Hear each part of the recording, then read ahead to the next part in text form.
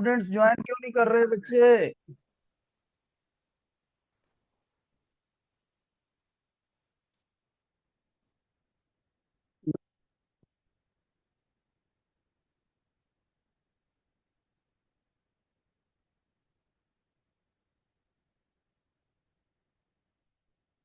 आगे बेटे, शाबाश शाबाश। Medical student please settle down. Very good. हाँ जी सर, ये इनको आगे बिठाओ, बिल्कुल सही।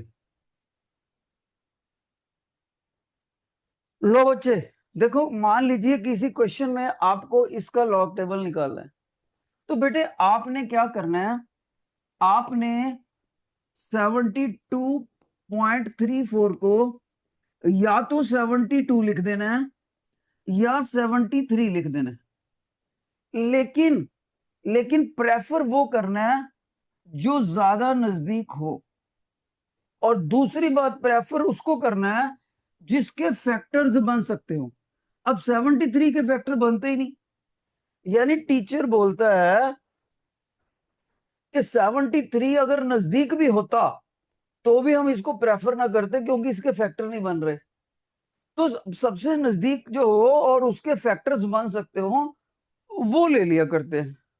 ओके, तो इसका मतलब ये हुआ, इसका log approximately 72 to the base 10 है। ओके, आप क्या करें, इसको माइंड में आप बेटे ध्यान से सुनो, इसको माइंड में आप 2 से डिवाइड करो। 2 से डिवाइड करा तो 36 आया, 36 को 2 से डिवाइड करा 18 आया, 18 को 2 से डिवाइड करा 9 आया, और 9 को 3 से डिवाइड करा तो 3 आया। और क्रॉस चेक करके देखो, ये कितना बना? 8 और 9, 8 और 9 72 बन रहे हैं। अब उसके बाद क्या करना है बेटे?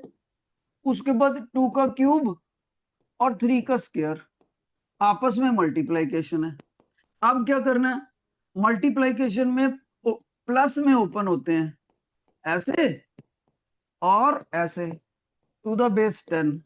अब पावर रूल, 3 आगे करो, log 2 टू द बेस 10 और 2 log 3 टू द बेस 10। अब क्या करें? अब इसकी वैल्यू और इसकी वैल्यू टीचर ने आपको याद करवा रखी है, आपको याद करी हुई है। 0.3010 प्लस 2 टाइम 0.4771। अब इसको सॉल्व कर लो आप। इस तरह से लॉग आप निकाल सकते। एक बच्चा कहते सर फिर भी ये लॉग 72 का हुआ ना, 72.34 का तो नहीं हुआ ना। अब टीचर यहां पर कहता है, ध्यान से सुनो, कि लॉग में approximation highly highly highly valid है। सर कैसे कह सकते हो? देखो, इस तरह से कह सकते हैं, अगर मैंने आपसे लॉग ऑफ 100 पूछा होता टू द बेस 10, तो आप कहते सर 100 को 10 की पावर 2 10 करके तो ये 2 आएगा। ओके, क्योंकि पावर आगे आएगी 10 का 10, फिर वो 1 हो गया। एक बच्चे कहते सर ऐसे लोग 1000 निकालते तो लॉग 1000 उसी तरह से सिर्फ 3 आता। अब जरा ध्यान से देखो, 100 से 1000 बनाने पर लॉग की वैल्यू जस्ट 2 से 3 बनी। जस्ट इधर कितने गुना फर्क आ गया? 10 गुना ज्यादा। 100 से 1000 और इधर 2 से 3 बना।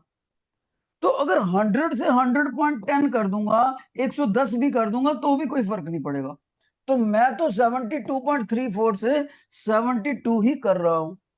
इसलिए सभी बच्चे ये नोट करके लिख लो, approximation in the log is highly highly valid. लिख लो ये बात, approximation in the log is highly highly valid. Okay, एक चीज मैं अपने बच्चों को और बतानी है बेटे, जब हम कोई डेरिवेशन करते हैं उसका अगर रिजल्ट लॉग के रूप में आ जाए, आपके आने वाली क्लासों में केमिस्ट्री के भी लॉग में आएंगे रिजल्ट, फिजिक्स के भी, अगर कोई डेरिवेशन करते हैं उसका रिजल्ट लॉग में आ जाए तो ध्यान से सुनना, तो डेरिवेशन के अंदर जो लॉग होता है वो बेस 10 वाला नहीं होता, वो ई वाला बेस होता है। और टीचर ने बोला था इसको नेचुरल लॉग बोलते हैं। इसको क्या बोलते हैं? Natural log. और ये कॉमन लॉग होता है। तो बच्चा मेरे से पूछता है सर ये कहाँ काम आता है? ये रिजल्ट्स ऑफ डेरिवेशंस, कोई भी हम डेरिवेशन करेंगे उसका रिजल्ट नेचुरल लॉग पे आएगा। सर ये कहाँ काम आता है? ये for calculations of numerical problems, calculations of numerical problem. अब मेरे से बच्चा पूछता है, ध्यान से सुना, कि सर मान लीजिए इधर ये वैल्यू है ए, इधर भी ये वैल्यू है, तो इन दोनों में क्या फर्क होता है?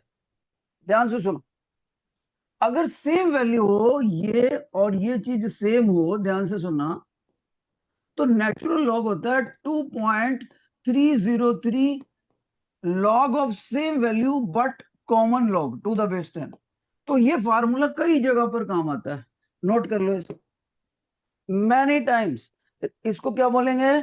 Relation between natural log and common log, relation between natural log and common log.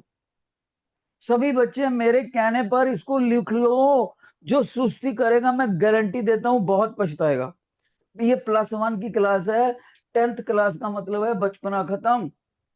+1 अगर कमजोर रह गया तो +2 भी कमजोर रहेगा, याद रखना, बाकी आपकी मर्जी है। अब अच्छा बेटे, एक हमारे पास चीज होती है, ये मैं रखने लगा हूं अब मेमोरी में। एक हमारे पास कुछ स्टैंडर्ड ग्राफ होते हैं, उनकी इक्वेशन हमें याद करनी होती है, और उनके ग्राफ कैसे आते हैं याद करने होते हैं। ध्यान से सुनो, नंबर 1, ध्यान से सुनो, इधर y इधर x, अगर y x के डायरेक्टली प्रोपोर्शनल हो, ध्यान से सुनना, y x के डायरेक्टली प्रोपोर्शनल, तो ग्राफ होता है हमेशा linearly rising straight line, linearly rising straight line. और अगर ये इक्वेशन हो y is equal to M X plus C, इसको इधर एक्स एक्सिस इधर y, इसको slope intercept form of straight line बोलते हैं, स्लोप इंटरसेप्ट फॉर्म। इसका ग्राफ ऐसे होता है बच्चे, सभी बच्चे नोट कर लो, इसका ग्राफ ऐसे होता है। और एक बात याद रखनी है, इसने वाई एक्सिस को कितनी हाइट पर काटा, ओरिजिन से कितनी हाइट पर कट करा, उसको सी बोलते हैं, यानी कि इंटरसेप्ट, इंटरसेप्ट। एक बात और याद रखनी है इसमें, कौन सी बेटे?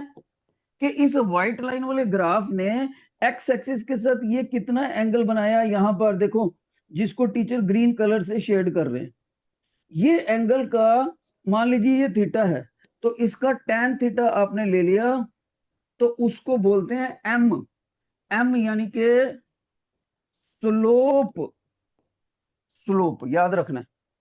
तो इस इक्वेशन में एक्स और वाई वेरिएबल है, एम स्लोप है, सी इंटरसेप्ट है, ऐसा ग्राफ आएगा। ओके।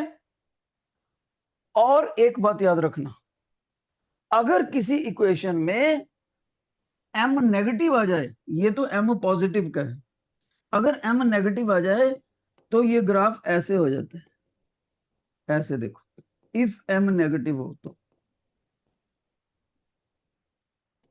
अगली बात, बहुत से बच्चों को वहम होता है, ध्यान से सुनना, अगर एक वैल्यू दूसरी के इनवर्सली प्रोपोर्शनल हो, इनवर्सली, अगर 100 बच्चों के मैं पेपर चेक करूं, उसमें से 60 बच्चों की गलती होती है, ये वो डायरेक्टली प्रोपोर्शनल का तो ये ग्राफ उनको याद होता है, डायरेक्टली प्रोपोर्शनल,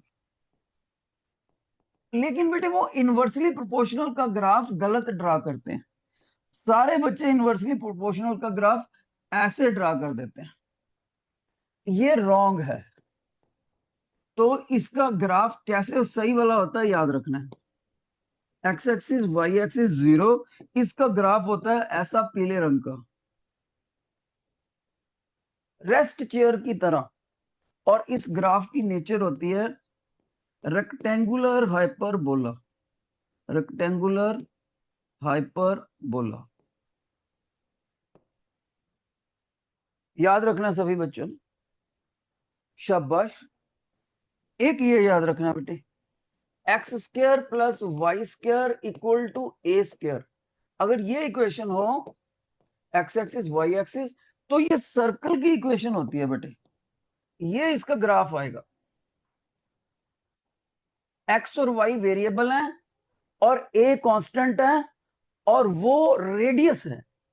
ए जो है वो रेडियस का काम करता है सर्कल का, और ये जो ओरिजिन है ना, ओरिजिन ओ पॉइंट जिसके कोऑर्डिनेट 0 0 होते हैं, वो इस सर्कल का सेंटर होगा।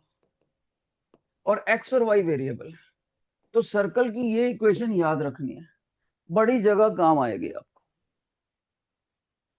ठीक है बेटे, एक आपने ये याद रखना है, x square upon a square plus y square upon b square is equal to 1। इसमें ए और बी कांस्टेंट है, एक्स और वाई वेरिएबल है। ओके, एक्स अपनी मर्जी से वैल्यू चेंज कर सकता है, इंडिपेंडेंट वेरिएबल। वाई की वैल्यू चेंज हो जाएगी अपने आप अगर एक्स चेंज करेगा, तो वो वाई जो है डिपेंडेंट वेरिएबल है। अगर इसका ग्राफ ड्रा करें, एक्स एक्सिस वाई एक्सिस और ये ओरिजिन ओ, तो इसका ग्राफ ये व्हाइट कलर वाला होएगा। इसको एलिप्स बोलते हैं। यहां पर टीचर एक खास बात बताना चाहता है कि ए और वी की वैल्यू के हिसाब से ये ग्राफ ऐसा भी हो सकता है, जैसे कि टीचर ये येलो कलर का ग्राफ दिखा रहा है, ये ऐसा भी हो सकता है, अंडा आकार शेप का होएगा ये। और एक बात याद रखना, जो y के नीचे है ना ये b का स्क्वायर, पहले तो इसका स्क्वायर हटा दो, फिर उसका डबल कर दो, यानी कि यहां से यहां तक 2b, इसको बोलते हैं मेजर एक्सिस। क्या बोलते हैं बेटे? Major axis. अब आ जाओ, ये y के नीचे वाला था ना, y के नीचे वाला, जो y के नीचे वाला ये हमारा हो गया, सॉरी x के नीचे वाला था ये, तो 2a लिखेंगे ये तो, क्योंकि लंबी लाइन ये है ना बेटे, लंबी लाइन ये है, ये हो गया 2a मेजर एक्सिस। और एक सुनो, y के नीचे ये है ना भी, इसको y एक्सिस पर दिखाना है। अब इसको मैं दिखाने लगा हूं ब्राउन कलर से, ये इतनी लाइन ए यहां से लेकर यहां तक, इसको क्या करना है, y के नीचे जो है b, उसका स्क्वायर हटा दो, डबल कर दो, 2b, इसको बोलते हैं minor axis. Minor axis, graph का नाम एलिप्स। नोट कर रहे हो कि नहीं कर रहे बेटे? और एक बात याद रखनी है, अगर ए और बी बराबर हो जाएं, ए और बी, तो इसी से ये इक्वेशन बन जाती है ऊपर वाली।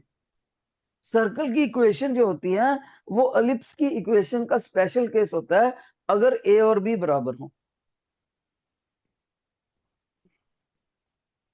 एक बात और याद रखनी है बेटे आपने, मैं इसको साफ कर लेता हूं,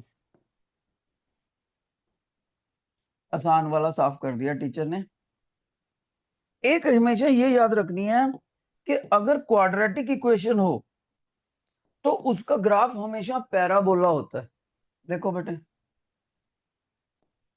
ध्यान से सुनो, जैसे y is equal to 4x square, 4 एक कांस्टेंट है, x वेरिएबल है, y वेरिएबल है, एक वेरिएबल की पावर 1 है, दूसरे की 2 है।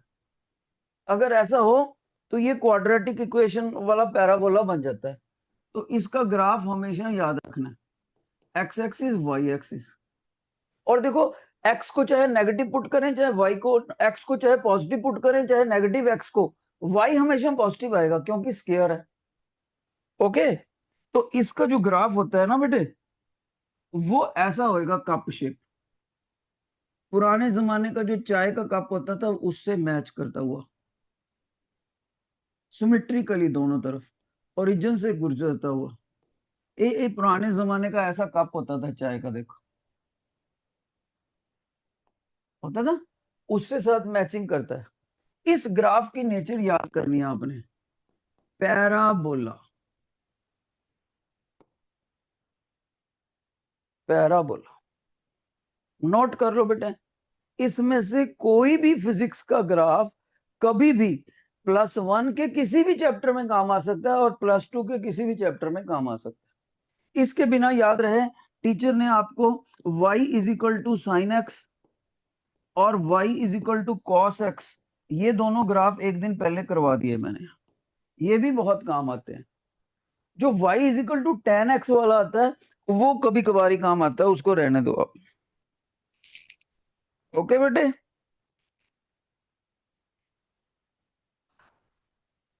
एक काम आपको खुद से दिया जाता है, जिस तरह से क्वाड्रेटिक इक्वेशन के रूट निकालते हैं उसी तरह से क्यूबिक इक्वेशन के रूट निकालते हैं, क्यूबिक। और ये आपने खुद से नोट करके आना है, किताबों से पढ़ के देख के। मैं देखना चाहता हूं कितने बच्चों को शौक है कि वो क्यूबिक इक्वेशन के रूट याद कर पाते हैं कि नहीं। ओके, अब आगे बढ़ते हैं। जितने बच्चों को पहले ये ग्राफ समझ आ गए, please raise your hand, please raise your hand कि वो हम याद कर लेंगे। शाबाश शाबाश शाबाश। मेडिकल मेडिकल में मेडिकल, ओके। अब देखो बेटे, याद तो आपने करना है, मेरा काम था आपको समझाना। एक ये जो +1 की 6 इक्वेशंस होती है ना, 6 इक्वेशंस, कौन सी? Of uniformly accelerated motion. ये जो आपने 9th में भी पढ़ी हुई है, वैसे ये बड़ी बार काम आती है। ओके, बहुत सारे आर्टिकलों में ये स्पोर्टिंग रोल करती हैं। कौन सी? एक तो ये distance travelled in straight line in nth second, ये होता है u plus A in the bracket n minus 0.5। Note कर लो, शाबाश। इसी को किताबें कई बार ऐसे भी लिख देती हैं, u plus a by 2 in the bracket 2n minus 1। अगर इस 2 को अंदर ले जाओ तो यही बन जाएगा। ये बहुत बार काम आता है बच्चे।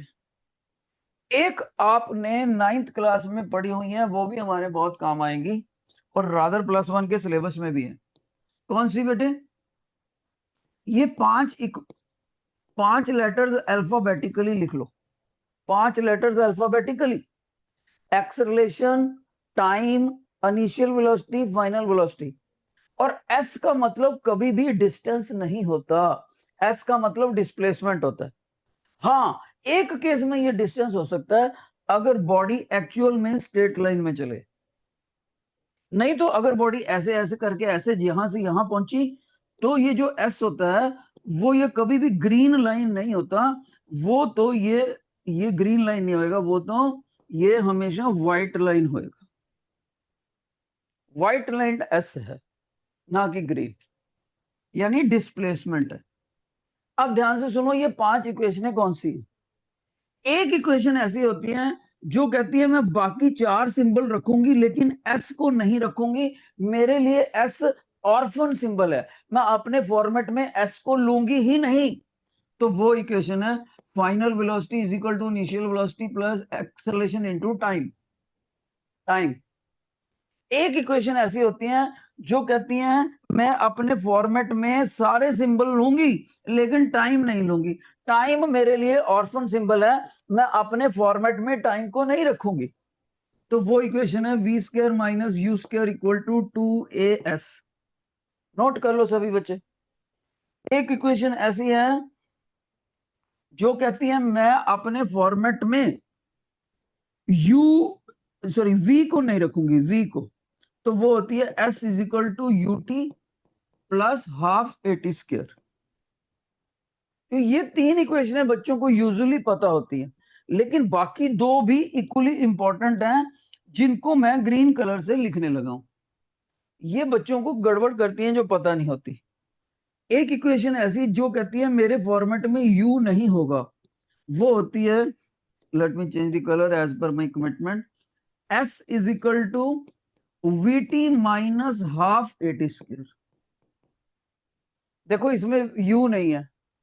एक ऐसी इक्वेशन जिसमें a नहीं होता, s is equal to u plus v का एवरेज इनटू टाइम। ये सारी इक्वेशनें यूनिफॉर्मली एक्सेलरेटेड है, इसका मतलब है इसमें और इसमें ए की वैल्यू कांस्टेंट है, एक्सेलरेशन पूरे मोशन के दौरान ए चेंज नहीं करेगा। बॉडी सिस्टमेटिकली स्लो भी हो सकती है, सिस्टमेटिकली फास्ट भी हो सकती है। ए की वैल्यू पॉजिटिव होएगी तो फास्ट होएगी, ए की वैल्यू नेगेटिव होएगी तो स्लो होएगी। सिस्टमेटिकली का क्या मतलब, अगर किसी बॉडी के स्लो होते होते उसको जर्क सा ना लगे, रिदम से स्लो होते होते होते होते तो वो एक्सेलरेशन कांस्टेंट। अगर कोई बॉडी फास्ट होते होते होते सिस्टम से फास्ट हो, उसको बीच में जर्क सा ना लगे, तो वो यूनिफॉर्मली एक्सेलरेटेड होती। आप कह सकते हो अगर मैंने या सर ने बाइक चलाना हो तो हम मेन रोड तक तेज करते करते मेन रोड से फिर सिस्टमेटिकली तेज कर लेंगे, और आप टीनेजर्स ने जो बाइक चलाना हो वो पता नहीं कैसे ऐसे चक देंगे फुटे, जर्क लगता है उसको। तो आपका मोशन है नॉन यूनिफॉर्मली एक्सेलरेटेड। मेरा या सर का, मेच्योर्ड पर्सन का, या आपके फादर साहब जब चलाएंगे जिसमें हम रिदम से तेज करते करते तेज करेंगे, वो होएगा यूनिफॉर्मली एक्सेलरेटेड, जिसमें बाइक राइडर को जर्क नहीं मिलेगा। ये 5 इक्वेशनें आपको बहुत अच्छे से याद होनी चाहिए। जिन बच्चों को ये इक्वेशनें याद हो गई हैं, please give the feedback. Raise your hand, raise your hand.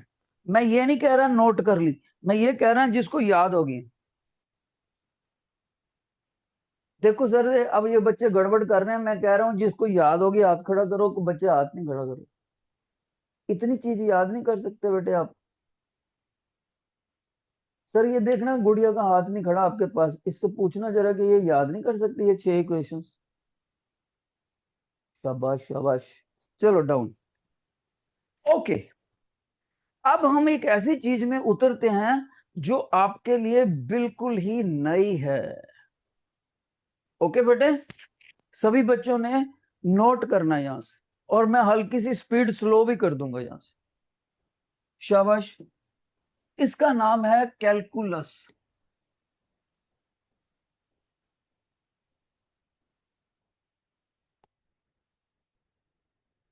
High write down the heading, नए पेज पर हेडिंग लिखो कैलकुलस।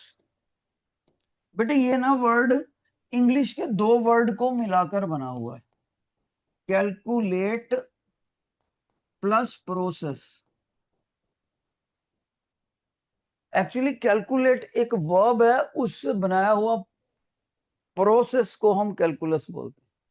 और कैलकुलेट एक वर्ब है, उससे अगर नाउन बनाना होता तो कैलकुलेटर बनाते। ओके, अब अब क्या, अगर आपने हायर स्टडीज करनी है, हायर स्टडीज, ये एक ऐसी टेक्निक है जो भारत के पुराने वेदास हैं उसमें भी ये इसका अंश मिलता है, और न्यूटन साइंटिस्ट ने भी इसको डिस्कवर करा है। तो हायर स्टडीज बिना कैलकुलस के हो ही नहीं सकती। जैसे जैसे हाइट एंड डिस्टेंस के क्वेश्चन ट्रिग्नोमेट्री का बेस का बने बिना हो ही नहीं सकते, हाइट एंड डिस्टेंस के क्वेश्चन, वैसे कैलकुलस को सीखे बिना हायर स्टडीज हो ही नहीं सकती। अगर वो फिजिक्स की स्टडी है, अगर वो केमिस्ट्री की स्टडी है, अगर वो इकोनॉमिक्स की स्टडी है, अगर वो इंजीनियरिंग की टेक्नोलॉजी की स्टडी है, इंजीनियरिंग का कोई भी ब्रांच है, चाहे इवन मेडिकल के फाइनल ईयर में भी ये काम आती है, एमबीबीएस के। तो इसका मतलब इसको सीखना जरूरी है। अब इसको सीखने के लिए क्या क्या ट्रिक है। पहले नंबर पर आपको ये सीखना पड़ेगा डी, दूसरे नंबर पर आपको सीखना पड़ेगा आई, तीसरे नंबर पर आप सीख पाओगे डी ई। और सच बताऊं तो इससे पहले भी आपको एक चीज आनी चाहिए, उसको बोलते हैं स्मॉल एफ। तो वो मैं एज्यूम करूंगा कि स्मॉल एफ आपको आता है। अब बच्चे कहते हैं सर इनका मतलब क्या है। बेटे एफ का मतलब है फंक्शंस, मैथ का फंक्शंस का चैप्टर आपको आना चाहिए। सर डी का क्या मतलब है। बेटे डिफरेंशिएशन, डिफरेंशिएशन वर्ड इंग्लिश के वर्ड डिफरेंस से बना है, डिफरेंस। फिर है बेटे इंटेग्रेशन। इंटेग्रेशन वर्ड इंग्लिश के वर्ड इंटेग्रेट से बना है। कई बार हम बोलते हैं Jammu Kashmir is an integral part of Bharat, अभिन्न अंग है, उसको कोई देश, दूसरा देश नहीं कह सकता। इंटेग्रल, जुड़ा हुआ, एकता, यूनिटी, इंटेग्रेशन, टोटल करना। ओके। फिर लास्ट में होता है बेटे डिफरेंशियल इक्वेशन।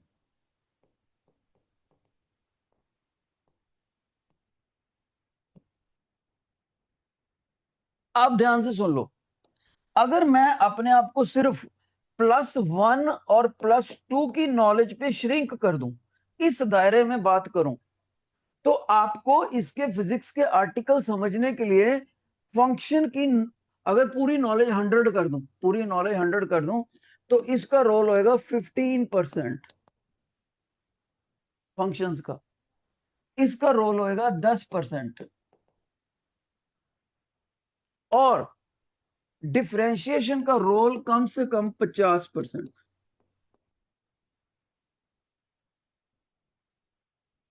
समझ गए? और इंटीग्रेशन का रोल 25 से 30% तक। इसके बिना आप इनको, इनकी अहमियत आपको समझ आ गई। एक बात याद रहे, डिफरेंशिएशन उसी को अच्छे से समझ आती है जिसको फंक्शन आते हो। जिसको डिफरेंशिएशन आती है उसको इंटीग्रेशन आ सकती है, जिसको ये तीनों आते हैं उसको डिफरेंशियल इक्वेशन आती है, आ समझ सकती है। और इसमें इसका मतलब है, गौर से देखो, ये थोड़ा बहुत आपको पहले पुरानी क्लासों में आता होता है, ये काम ही बहुत कम आता है, बहुत कम काम आता है। तो हमारे पास मेन चीज होगी यहां। ओके। अब इसका हम मीनिंग समझते हैं। मीनिंग, सबसे पहले मैं अपने बच्चों को इन दोनों का मीनिंग समझाता हूं, फिर अकेले से डिफरेंशिएशन पकड़ूंगा। ध्यान से समझना सभी बच्चे, नई चीज है, बिल्कुल नई चीज। सुनो बेटे, मान लीजिए मेरे पास एक फंक्शन है y = x², और मैं आपसे पूछूं इसका ग्राफ कैसे होएगा, आप कहोगे सर ऐसे होएगा, आपने तो बताया था। ओके, मैं y = x की ग्राफ पूछूं आपसे, आप कहोगे सर इसका ग्राफ ऐसे होएगा। बिल्कुल सही। लेकिन बेटे ये तो एक पर्टिकुलर ग्राफ से दायरे में बात आ गई। मान लीजिए अगर मैं ऐसे लिखता, इसका ग्राफ बताओ, तब आप कहते सर देखो अब नहीं हम बता सकते हैं, क्योंकि आपने तो ये जनरल में लिख दिया y = फंक्शन ऑफ x।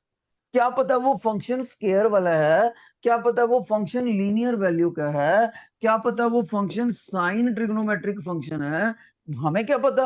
आपने तो उन सारों को, स्केयर को, इसको, इसको, और जितने भी और फंक्शन है उसको f से डेजिग्नेट कर दिया। तो मैंने कहा बेटे ठीक है, मैं आपकी बात से एग्री करता हूं कि ग्राफ की नेचर से, ग्राफ इक्वेशन की नेचर से, फंक्शन की नेचर से ग्राफ चेंज हो जाता है। I agreed. इसका ग्राफ आपको याद है ऐसे करवाया था। लेकिन टीचर यहां क्या कहना चाहता है? टीचर कहना चाहता है कि मान लीजिए एक ग्राफ फंक्शन है जनरल में दिया हुआ, और उसका ग्राफ हमारे पास ऐसे आ गया, सपोज सपोज उसका ग्राफ ऐसे आ गया बेटे, ऐसे आ गया suppose, in general, depending upon the nature of the graph, कोई और शेप भी हो सकती है। ओके सर, फिर क्या करना है सर? अब ध्यान से सुना। अब टीचर कहता है इस ग्राफ के नीचे एक्स एक्सिस के ऊपर परपेंडिकुलर लाइनें ड्रा कर दो। कर दी सर, एक तो पहले इसमें कहाँ करें, ये तो ओरिजिन पे है। तो टीचर कहता है जरूरी थोड़ी पूरा ग्राफ लेना है, मान लीजिए इतना ग्राफ लेना, यहां तक, ये वाली वैल्यू x1 मान लो, ये वाली वैल्यू x2 मान लो। इनको लिमिट्स बोलते हैं, लोअर लिमिट, अपर लिमिट।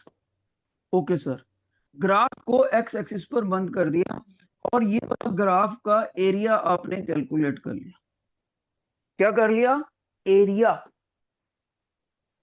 जो इसका एरिया होएगा ना, ध्यान से सुनना, वही इस वही इस फंक्शन का इंटेग्रेशन कहलाएगा।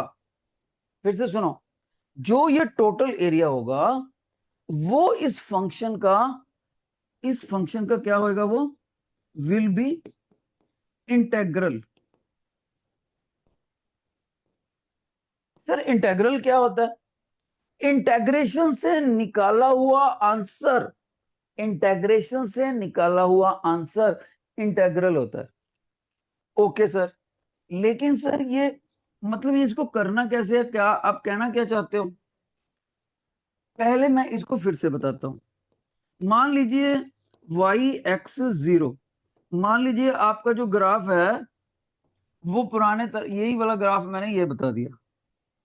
अब क्या हुआ, मान लीजिए x1 जैसे पहले लिया था मैंने, x1 x2 की तरफ से ये बंद कर दिया, ये यहां पर x1 है, यहां पर x2 है।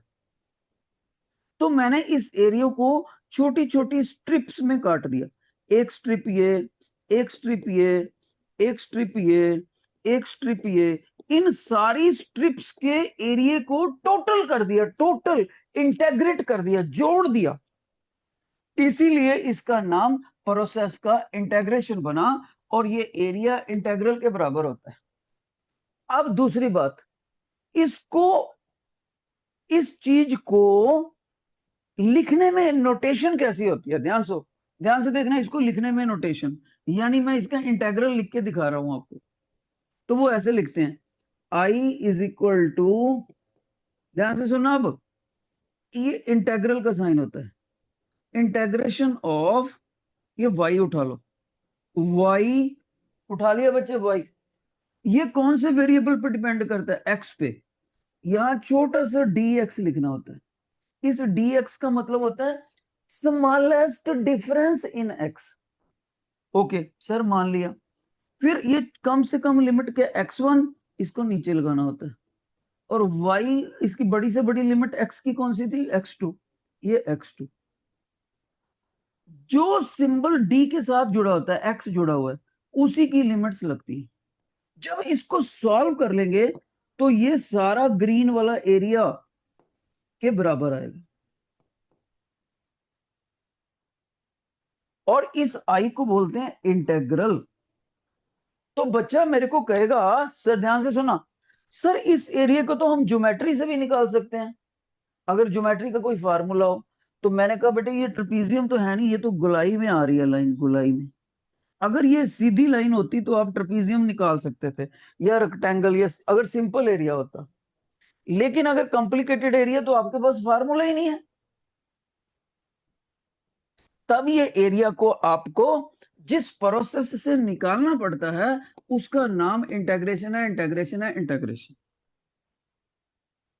और एक बात, अगर मान लीजिए ये ग्राफ सिंपल होता, मान लीजिए ऐसा ग्राफ होता, और आपने यहां से ऐसे कट करके ये वाला एरिया सिलेक्ट करा होता, तो बच्चा कहता है सर देखो अब तो ट्रेपीजियम बन गया ना। तो ट्रेपीजियम का मेंसुरेशन के चैप्टर में हमने 10th क्लास में फार्मूला याद कर रखा है, हम उससे एरिया निकाल लेंगे। बिल्कुल, अगर आप एरिया फार्मूले से निकालोगे और इंटेग्रेशन से भी निकालोगे तो ये दोनों सेम आएंगे। यानी कि इंटेग्रेशन एक ऐसी प्रोसेस है जिसमें ये एरिया किसी भी शेप का हो, उस शेप का एरिया हम एक पर्टिकुलर प्रोसेस से निकाल सकते हैं। जो प्रोसेस अभी मैं आपको सिखाऊंगा उस प्रोसेस का नाम इंटेग्रेशन। जिन बच्चों को इंटेग्रेशन का मतलब समझ आ गया क्या है, प्लीज रेज योर हैंड। मतलब मतलब कि इंटेग्रेशन एक ऐसी प्रोसेस है जिसमें ग्राफ के नीचे किसी भी शेप का एरिया हो, उसको एक खास प्रोसेस से निकाला जाता है, और उसके लिखने का तरीका ये होता है। एक बच्चा कहता है सर y की वैल्यू भी पुट कर सकते हैं y की वैल्यू ये वाली। तो क्या बनेगा? I is equal to integral f x d x, x का लोअर लिमिट, एक्स का अपर लिमिट। देखो फिर से सुन लो, इंटेग्रल इज इक्वल टू, ये लंबी सी लाइन ऐसा सा क्या बोलता है, ये ऑर्डर दे रहा है हमें। ये लंबी लाइन, ध्यान से सुनो, ये लंबी लाइन और ये dx, ये लंबी लाइन और ये dx, ये दोनों मिलके हमें ऑर्डर दे रहे हैं कि हम दोनों के बीच में ये जो फंक्शन लिखा हुआ है उसका इंटेग्रेशन करो, और इंटेग्रेशन करने के बाद x1 और x2 की लिमिट्स अप्लाई करो, अप्लाई करो। तो ये था इंटेग्रेशन का मीनिंग। लेकिन इसकी प्रोसेस मैं आपको तभी समझा सकता हूं जब डिफरेंशिएशन की प्रोसेस समझा दूं, पर अभी तो मैंने डिफरेंशिएशन का मतलब ही नहीं समझाया। तो मैं अपने बच्चों को अब डिफरेंशिएशन का मतलब समझाऊंगा, फिर डिफरेंशिएशन करना सिखाऊंगा, फिर आगे जाके इंटेग्रेशन करना सिखाऊंगा। ये हमारे स्टेप्स होंगे। ओके, तो उम्मीद है इंटेग्रेशन का मीनिंग आपको समझ आ गया। अब हम टीचर, एज ए टीचर मैं आपको डिफरेंशिएशन का मतलब समझाता हूं। लो बेटे, ऐसे था कुछ हमारा, फंक्शन सीखने चाहिए, डिफरेंशिएशन सीखनी चाहिए, इंटेग्रेशन सीखनी चाहिए, और फाइनली डिफरेंशियल इक्वेशन सीखनी चाहिए। अब फंक्शन का मीनिंग तो मोटे तौर पे टीचर ने बता दिया। क्या बताया फंक्शन का मतलब, ध्यान से सुनो। फंक्शन का मतलब टीचर ने समझाया था, जैसे y is equal to x की क्यूब, तो यहां पर फंक्शन कौन सा है, क्यूब है। मतलब क्या है, एक ऐसा रूल, यहां पर क्यूब, क्यूब एक एग्जांपल है फंक्शन की, एक ऐसा रूल जिसको फॉलो करते हुए y अपनी नई वैल्यू ले लेगा जब x अपनी खुद की नई वैल्यू अपनी मर्जी से लेगा। फिर से सुनो, जब x अपनी मर्जी से, इंडिपेंडेंट वेरिएबल अपनी मर्जी से नई वैल्यू लेता है, तो जिस रूल को फॉलो करके y को नई वैल्यू लेनी पड़ती है उस रूल को फंक्शन बोलते हैं। जैसे x की वैल्यू मैंने 2 ले ली, 2 ले ली, तो y की वैल्यू क्या होगी बेटे, नेचुरली y की वैल्यू होगी 8, 2 का क्यूब 8। तो क्यूब को फॉलो करना पड़ा। तो क्यूब क्या है, function. Function is a rule following which dependent variable takes its new value when independent variable picks its new value। एक और एग्जांपल लेते हैं, जैसे y is equal to x का स्क्वायर, और मैंने x को ले लिया मान लो 3, तो y कितना हो गया बेटे, 3 का स्क्वायर हो गया 9। तो यहां पर स्क्वायर फंक्शन हो गया और यहां पर क्यूब फंक्शन हो गया। तो ये रूल अलग अलग फॉर्मेट में अलग अलग हो सकते हैं। इस तरह से फंक्शन कई तरह का हो सकता है। अगर याद रखने के लिए मेरे से एक सिंपल एग्जांपल पूछो तो ऐसे, मेरे पास एक मशीन है जूस निकालने वाली, मैंने उसमें संतरे डाल दिए छील के, अब इधर से कंप्रेस करा, इधर से मशीन चलाई, नीचे आ गया जूस। ठीक है, तो ऊपर जो चीज डाली मैंने संतरे, वो इस एक्स की जगह है, नीचे जो मेरे को जूस मिला वो वाई की जगह है, इक्विवेलेंट है। लेकिन जो मशीन ने काम करा जूस निकालने का, वो ये फंक्शन है, फंक्शन। उम्मीद करता हूं अब आपको समझ आ गया होगा। ठीक है, गन्ने की जूस हो तो अलग फंक्शन, संतरे की जूस हो, जूस की मशीन हो तो अलग फंक्शन। तो फंक्शन अलग अलग। ओके, यानी फंक्शन एक ऐसा रूल हो गया जो डिपेंडेंट वेरिएबल को सहारा देता है कि वो नई वैल्यू ले ले जब इंडिपेंडेंट वेरिएबल अपनी कोई स्पेशल वैल्यू उठाता है। ओके, अब टीचर ने आपको एक फंक्शन सिखाया था ऐसे, y is equal to f x. मान लीजिए इसका ग्राफ ऐसे आता है जनरल में, मान लीजिए समझने के लिए कर रहे हैं, ऐसा आ गया ग्राफ। ओके, अब क्या करें, अब ध्यान से सुनना, मैं इस ग्राफ पे 2 पॉइंट सिलेक्ट कर लिए, x1, और ये सिलेक्ट कर लिया x2, x2, और यहां से कट करा ग्राफ को यहां से। अब इस ग्राफ को मैं एक स्ट्रेट लाइन से टच करता हूं, ये येलो लाइन, येलो लाइन,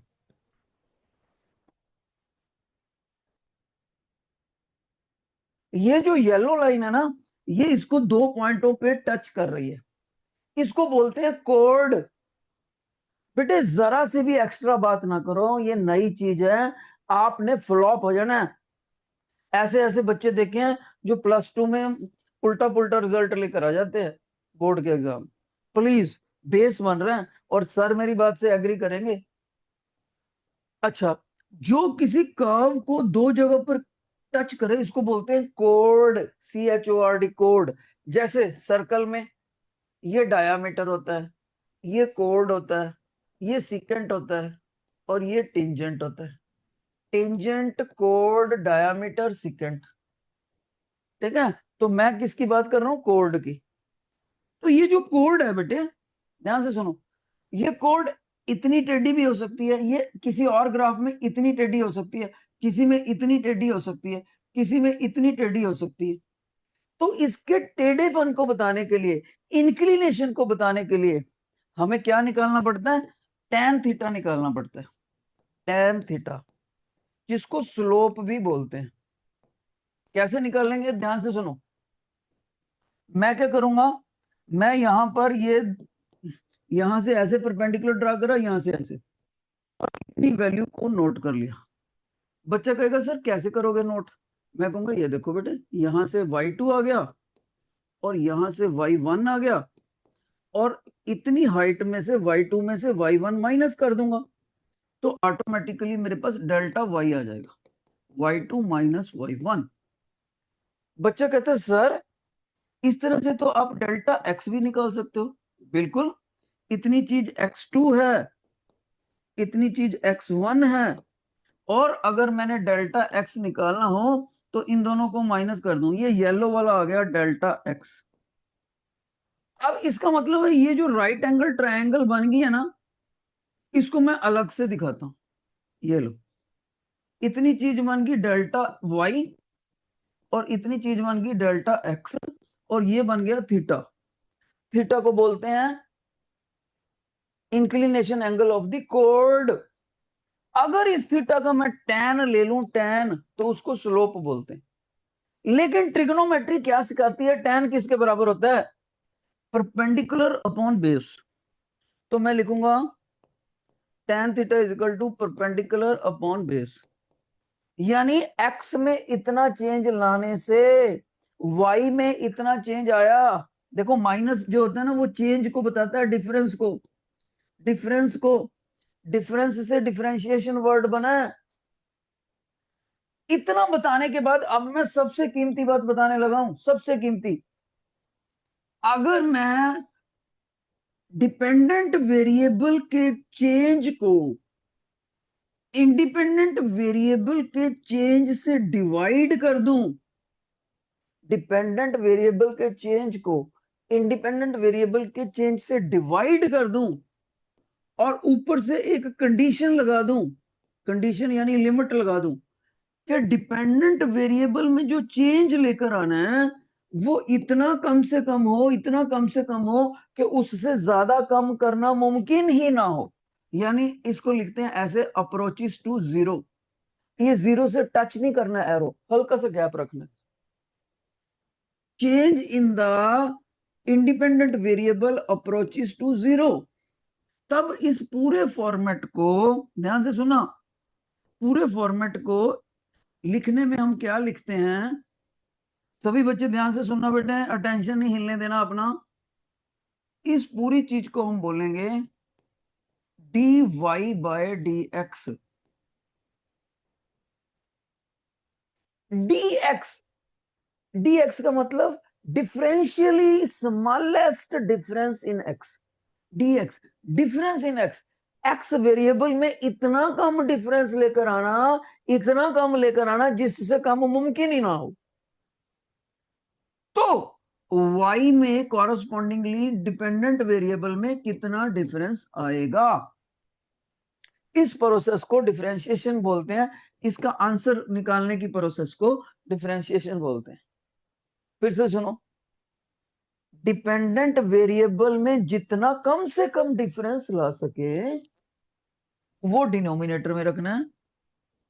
उस उसकी वजह से डिपेंडेंट वेरिएबल में, डिपेंडेंट कौन सा, वाई, एक्स कौन सा, इंडिपेंडेंट, इंडिपेंडेंट वेरिएबल में कम से कम डिफरेंस कितना ला सके, और जितना भी ले आए उसकी वजह से डिपेंडेंट वेरिएबल में क्या छोटा सा चेंज आया, उन दोनों की रेशो को बोलते हैं, बोलने में क्या बोलेंगे, देखो इसको क्या बोलेंगे, इतनी चीज को क्या बोलेंगे, derivative of, derivative of y, नीचे वाला symbol, with respect to x, derivative of y with respect to x, इसका कुछ ना कुछ आंसर निकलेगा।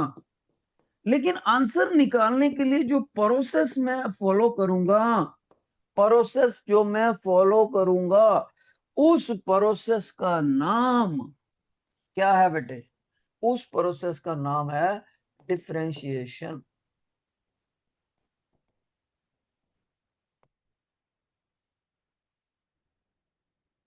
अब एक बात सुनो, मान लीजिए कोई बच्चा मेरे को फंक्शन बोलता है sir y is equal to 9, उसने इसमें x लगाया ही नहीं, तो मैं कहूंगा बेटे तुम्हारे पास तो इंडिपेंडेंट वेरिएबल है ही नहीं, ये तो तुमने फिक्स ही कर दिया, कांस्टेंट बना दिया। यस, जो चीज प्योर कांस्टेंट हो उसमें वेरिएबल ना लगा हो उसका डिफरेंशिएशन हो ही नहीं सकता।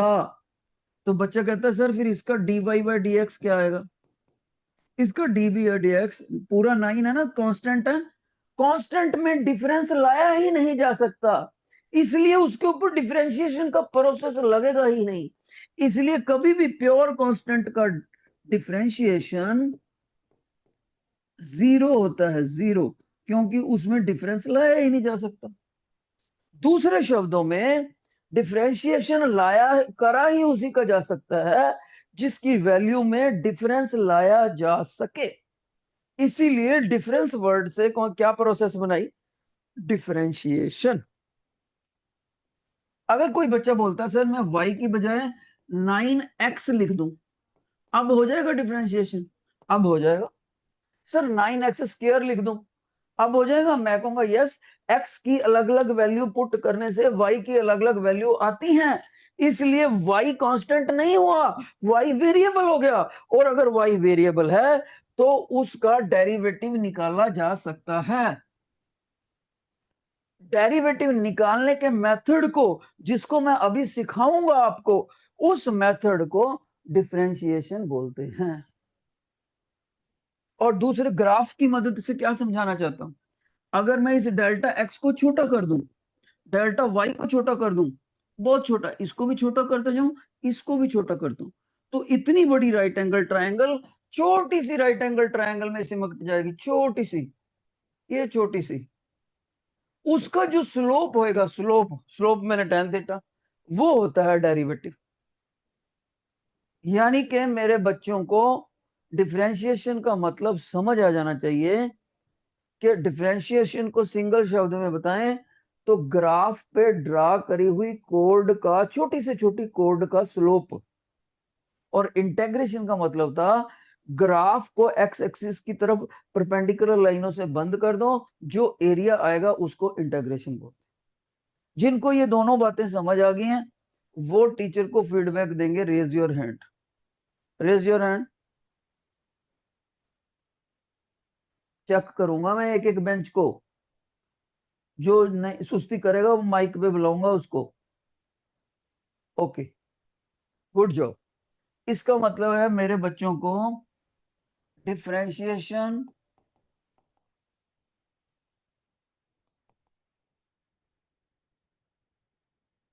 एंड इंटेग्रेशन प्रोसेस समझ आ गई, उसका मीनिंग मीनिंग समझ आ गया, मीनिंग मीनिंग। ओके, उसका रे मैन मीनिंग क्या है समझ आ गया। अब इसको लिखने के तरीके को देख लो, लिखने के तरीके को, मान लीजिए y is equal to f x है, तो इधर कैसे लिखना है, इधर को लिखेंगे d y by d x. Sir इसी को आपने बोला था ना, derivative of y with respect to, और नीचे वाला सिंबल एक्स। मैं कहूंगा यस। सर इसी को निकालने की process, it's process, needful process, उसी को आपने डिफरेंशिएशन बोला है ना। मैं कहूंगा हाँ जी बेटे, डिफरेंशिएशन। छोटी से छोटी कोड का स्लोप था ये। सर वाई को पुट भी कर सकते हैं, बिल्कुल आप इसको पुट कर सकते हैं ऐसे।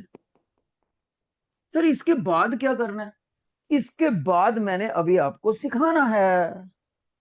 ओके, इधर देखो, जब मैं इंटेग्रेशन करता हूं I is equal to integral, यहां पर y और dx और x की छोटी से छोटी लोअर लिमिट और अपर लिमिट, ये क्या होता है?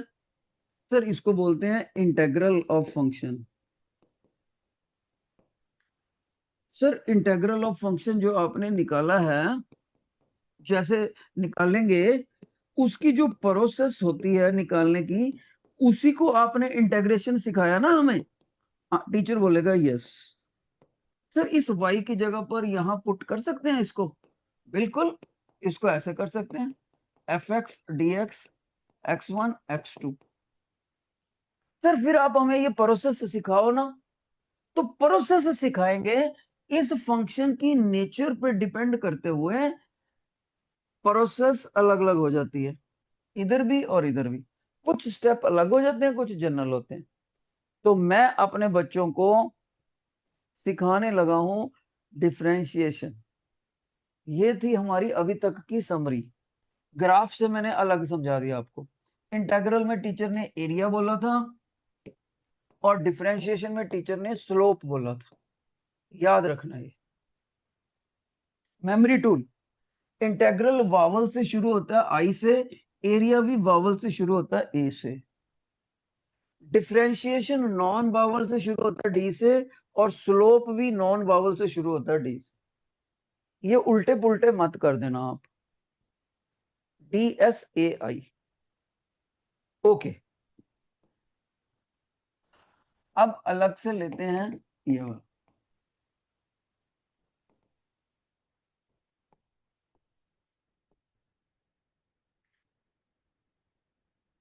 वेरी वेरी कंसेंट्रेटेड प्लीज, आज मामूली सा ही बता पाऊंगा।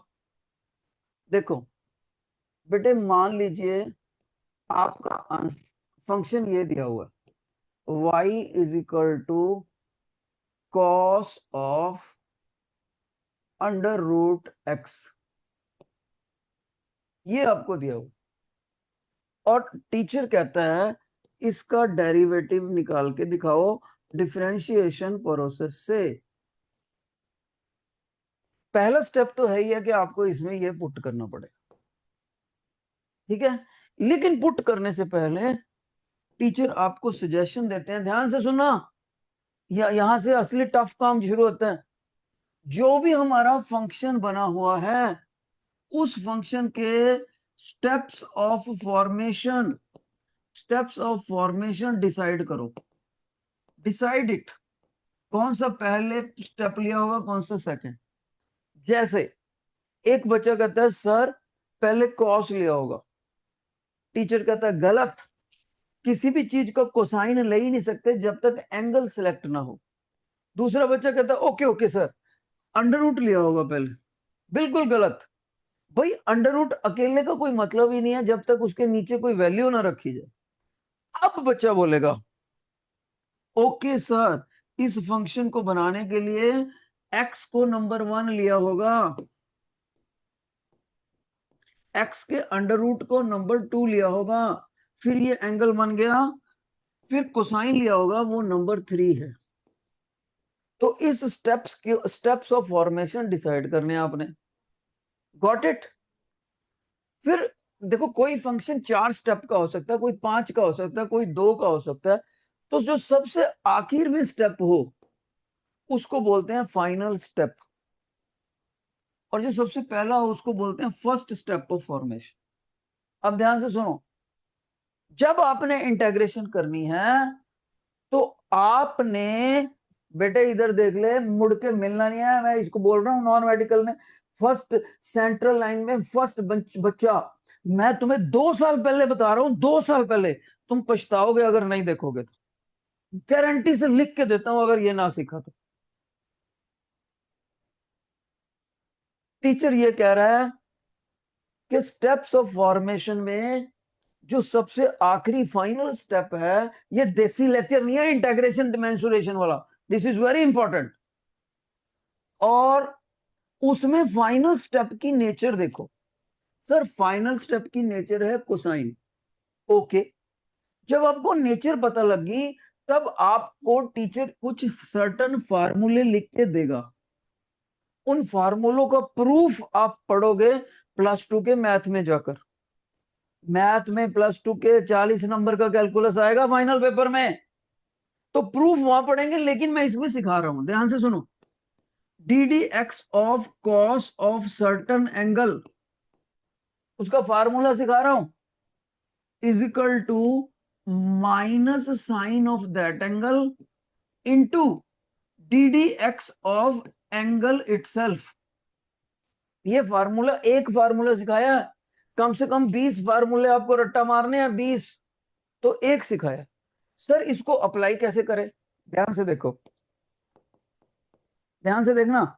जैसे ही मैंने इसको अप्लाई यहां वैल्यू पुट कर दी, तो आप कहोगे सर ये आ गया cos of √x square bracket. अब इसको इससे कंपेयर करो, ए की जगह पर √x है, कॉस की जगह पर कॉस है, तो वो फार्मूला लगा दो। सर इसका मतलब है मेरे को ये फार्मूला लगाना पड़ेगा, माइनस साइन ए लिखना है, ए की जगह √x, chain rule D d x of √x। जैसे उसने D d x of angle लिख दिया ए, मैंने, मेरा एंगल √x है, तो ये माइनस अलग से याद करना है। सर ये कहां से आया, यही तो फार्मूला है जो आपको डायरेक्ट रट्टा मारना है, बिल्कुल रट्टा। ओके सर, अब क्या करना है, पहली बात, जब आपने ये फार्मूला लगा दिया, डिफरेंशिएशन की कमांड लगा दी, तो यहां से डी डी एक्स हटा देना है फिर, लेकिन एंगल के साथ लगाना है। सर अब क्या करना है, अब टीचर एक और फार्मूला बता रहे हैं। देखो फाइनल स्टेप का काम हो चुका, फाइनल के बाद सेकंड फाइनल पे आ जाओ, सेकंड फाइनल, उसकी नेचर देखो। सर अलजेब्रिक फंक्शन है, एक्स ऊपर पावर लगी हुई है, यानी एक्स की पावर हाफ है, √x को ऐसे लिख सकते हैं, एक्स की पावर हाफ। ओके, तो टीचर यहाँ एक और फार्मूला अपने बच्चे को सिखा रहे हैं, डी डी एक्स ऑफ, ध्यान से सुनना, D d x of, your attention. यार भाई ये नॉन मेडिकल का ना सेंट्रल बच्चा, मैं तेरे को पढ़ाना ही नहीं चाहता करके, तो चले जा मेरी क्लास से, I don't want to teach. मैं पढ़ाना ही नहीं चाहता आपको, सेंट्रल बेंच लाइन पे जो पहला बच्चा बैठा है, मैं मानता ही नहीं तुम मेरी नॉलेज के डिजर्विंग हो। मैं आज आपकी शक्ल देख ली, अगर मैंने आपको दोबारा शरारत करते देख लिया ना, सेंट्रल बेंच नॉन मेडिकल, मैं नहीं लूंगा आपकी क्लास। बता दिया मैंने आपको, एक एक पीरियड में एक बच्चे को 5 बार मैं रोकूं, सारी आधी एनर्जी तो तुम ही खाओगे मेरी।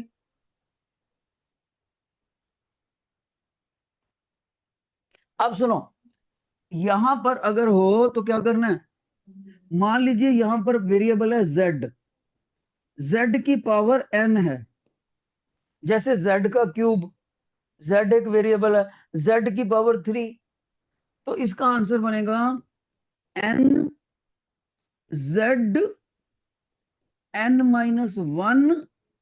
इतना लिखने के बाद D d x of z, ये रट्टा मारना पड़ेगा, इसको बोलते हैं अलजेब्रिक फंक्शन की पावर।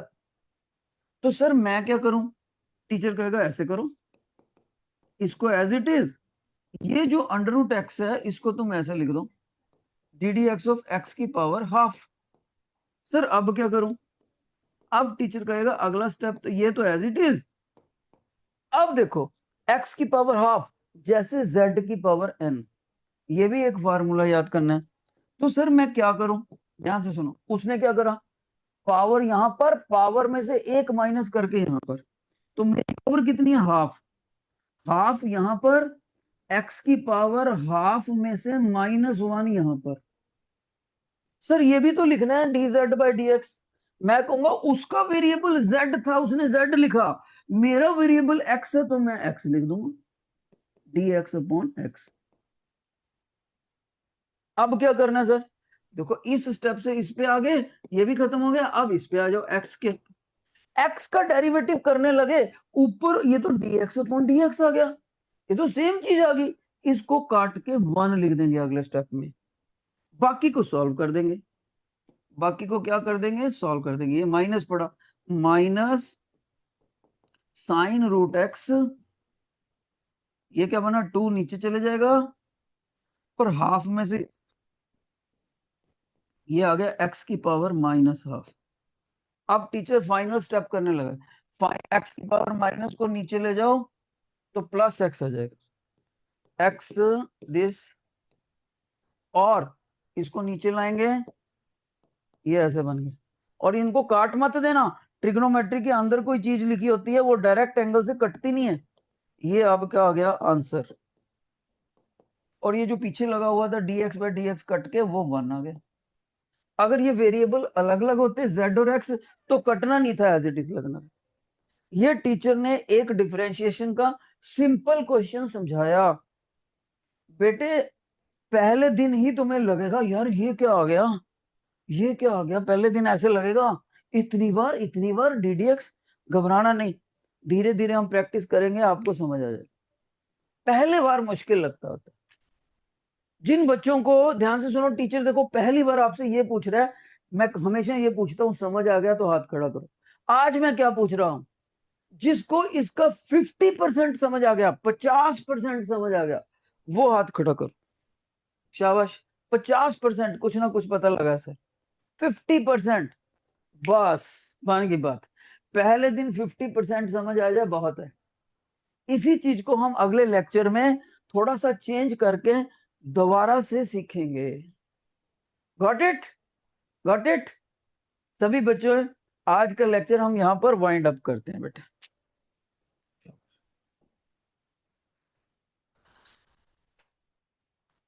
कोई बच्चा आपस में बात ना करा करो यार क्लास।